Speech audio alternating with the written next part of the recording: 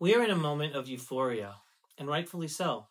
For the first time in modern history regarding Israel, the United States of America didn't just issue a warning, draw a red line, or leak empty threats to the press. Under President Donald J. Trump's courageous leadership, America joined Israel in striking three of Iran's key nuclear facilities. Not only did they strike, but they did so with devastating precision, clarity, and moral courage. Finally, a Western leader has stood up to evil with action, not just words. But as proud and grateful as we are for this moment, we must remain sober, alert, and clear-eyed. The Islamic Republic of Iran is still firing rockets at Israel. This isn't over. This morning, we had more missile barrages on us, and another one in the middle of the night. Families in the north, the south, and the center had to run back into their safe rooms multiple times. And troubling reports are surfacing that Iran may have succeeded in smuggling uranium out of the Fordo nuclear facility before the U.S. strike, and that the U.S. strike might not have destroyed it like it should have. Now, this raises disturbing questions. What was moved from the Fordo facility? Where is it now? And what does this mean for tomorrow, especially if it was uranium? Even after the U.S. attacks, Israel today continued striking the Fordo nuclear facility. That tells us everything. The threat, the nuclear threat, is still active. Fordo, buried deep inside a mountain, was one of Iran's most heavily fortified enrichment centers. If we're still attacking it, well, it means that the U.S. attack didn't get everything, and Iran knows that. So let's be honest, the Islamic Republic of Iran thinks long-term. They do not surrender, they do not forget, they do not compromise on their genocidal goals, and they might have uranium still today, or they're going to still work towards it. This regime is built on a 1,400-year-old jihadist ideology of death, destruction, and divine mission in the name of Allah. It's not just about weapons, it's about a worldview. And as long as this Islamic regime stands, they will continue to pursue nuclear weapons and other destructive strategies to, yes, take over the world. If not today, then tomorrow. If not openly, then secretly. If not under pressure, then when the world is distracted or weakened. They will lie, they will manipulate, they will sign another deal if they must, just to outlast the Trump administration. And the moment the West blinks, or Trump is replaced in the United States, the Islamic Republic of Iran will hit the gas and race towards the bomb once again. Regime change to get rid of this Islamic regime is the only true victory to end this war. Everything else is temporary. Everything else is just a delay for them. Which is why the announcement by Iranian Crown Prince Reza Pahlavi today was so important. He publicly declared that he is now leading a revolution to bring down the Islamic regime of Iran. That's a ray of hope.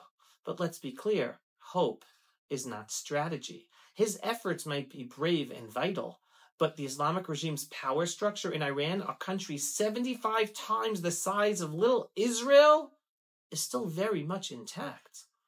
The only way to truly secure Israel, the whole Middle East region, because again, the Sunni Muslim countries are just as threatened by Iran, and the free world, is for this Islamic regime to fall, politically, spiritually, and ideologically. That's the only path to lasting peace and security without an Islamic regime of Iran and nuclear. So what now? Do we wait?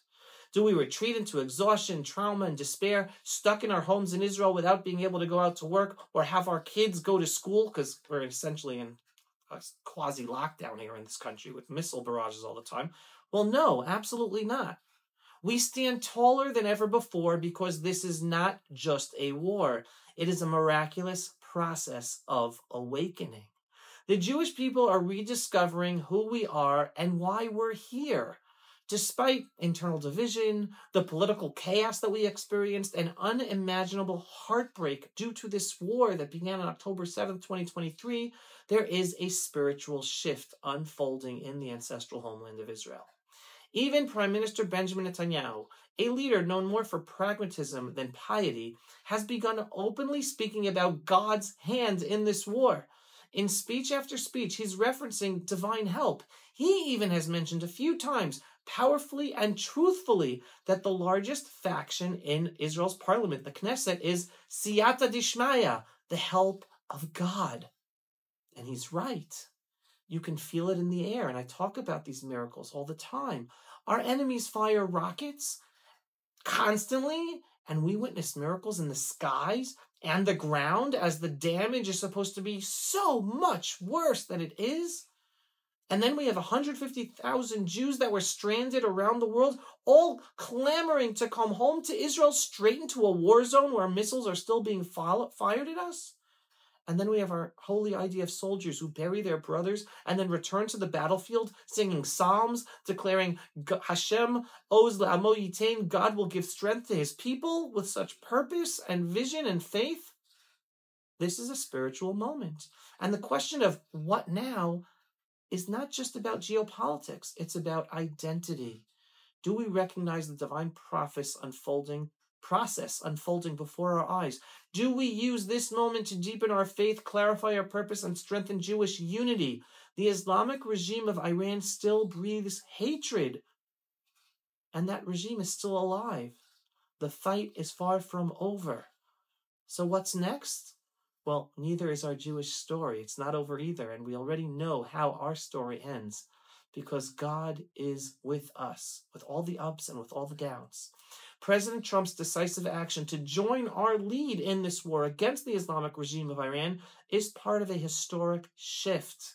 Netanyahu's leadership is being refined through fire and having us, the Jewish state of Israel, lead the whole freedom-loving world.